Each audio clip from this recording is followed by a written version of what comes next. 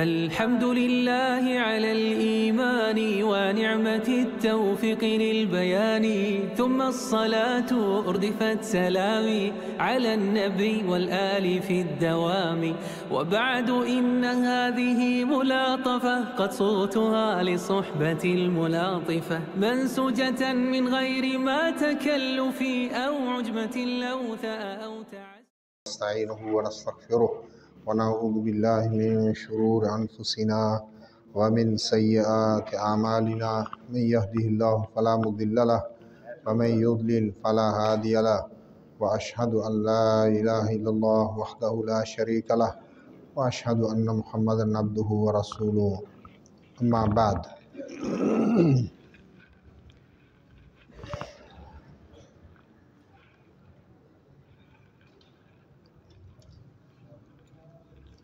انسان کو اللہ تعالیٰ نے پیدا کیا ہے، ہر بچے کو فطرت پر، دین اسلام پر۔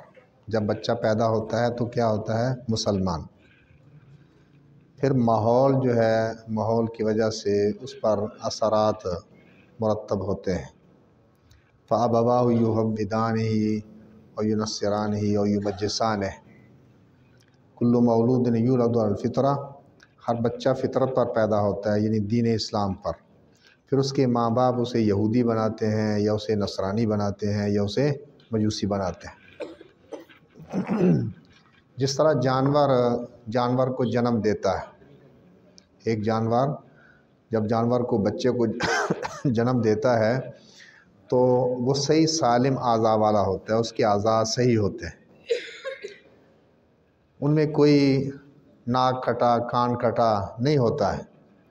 لیکن پھر کئی لوگ کیا کرتے ہیں، وہ بکری کا بچہ ہے اس کے کان کاٹ دیتے ہیں، کتے کا بچہ ہے اس کے کان کاٹ دیتے ہیں، پہلے وہ صحیح ہوتا ہے۔ اسی طرح ہر بچہ جب پیدا ہوتا ہے اس وقت کیا ہوتا ہے؟ مسلمان۔ پھر ماحول کی وجہ سے وہ جس ماحول میں پروان چڑھتا ہے وہ ماحول اس کو بدل دیتا ہے، کیونکہ انسان جو ہے نا وہ متاثر ہوتا ہے دوسروں سے۔ تو دین پر چلنے کے لیے، دین اسلام پر چلنے کے لیے وہ ایسا ماحول اپنانا چاہیے، ایسے لوگوں کے ساتھ رابطہ رکھنا چاہیے جو دین والے لوگ ہیں۔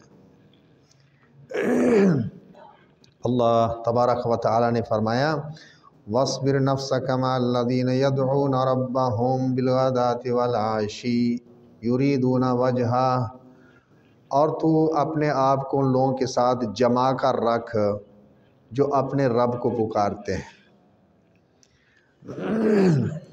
اور اگر دوست اچھا نہیں نہ بنایا دنیا کے اندر، دوست کون سا دوست بنانا چاہیے؟ جو نمازی ہو، متقی ہو، پرہیزگار ہو، اللہ والا ہو، ورنہ پھر جو ہے نا یہ افسوس کرے گا قیامت کے دن، یا ویلاتا لیتنی لم اتخذ فلانا خلیلا، ہائے افسوس کاش میں فلاں شخص کو دوست نہ بناتا۔ اگر برا دوست بنایا ہوگا جس نے اسے سیدھے رستے سے گمراہ کر دیا تو یہ پھر اس دن کیا کرے گا؟ افسوس کرے گا کہ فلانے کو میں دوست نہ بناتا۔ وہ حدیث بھی ہم سنتے ہیں، نبی صلی اللہ علیہ وسلم نے مثال دی ہے اچھے دوست کی اور برے دوست کی۔ جو اچھا دوست ہے اس کی مثال کیا ہے؟ جس طرح کستوری اٹھانے والا ہے، کستوری بیچنے والا، وہ کستوری خوشبو کی بہت اچھی قسم ہے کستوری۔ اگر ایسا دوست ہے جو کستوری بیچتا ہے تو یا تو وہ اپنے دوست کو تحفہ دے دے گا، یا وہ اپنے دوست سے کستوری خرید لے گا، یا پھر اس کے پاس بیٹھنے سے خوشبو تو اس کو اچھی آئے گی نا، خوشبو اچھی آئے گی اس کو۔ اور برا دوست جو ہے اس کی مثال نافخ الکیر، جس طرح بھٹی میں پھونکنے والا ہے، لوہار کی بھٹی ہے، وہ پھونکتا ہے، پھونک مارتا ہے، لکڑیاں جلاتا ہے، آگ، تو یا تو وہ کپڑے جلائے گا، آپ اس کے پاس بیٹھیں گے، وہ چنگیاڑیاں اڑتی ہیں، ان سے کپڑے جلیں گے، یا پھر وہ جو عجیب ہوا ہے اس کی بدبو، وہ سمیل جو ہے اس کے پاس بیٹھنے کی وجہ سے اس کو آئے گی۔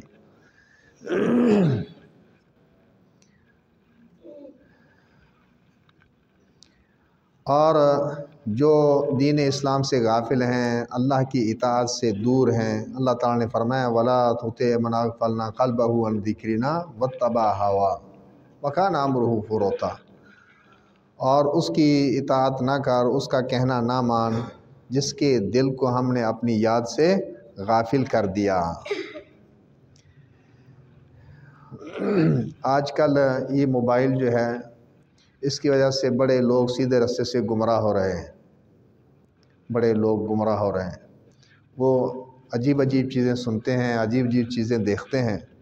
تو راہ راست پر رہنے کے لیے، سیدھے راستے پر رہنے کے لیے کیا کرنا چاہیے؟ ایسے لوگوں کا ساتھ جو ہے، ایسے لوگوں کے ساتھ دوستی لگانی چاہیے جو نمازی ہیں، متقی، پرہیزگار ہیں اور برے کاموں سے بچتے ہیں۔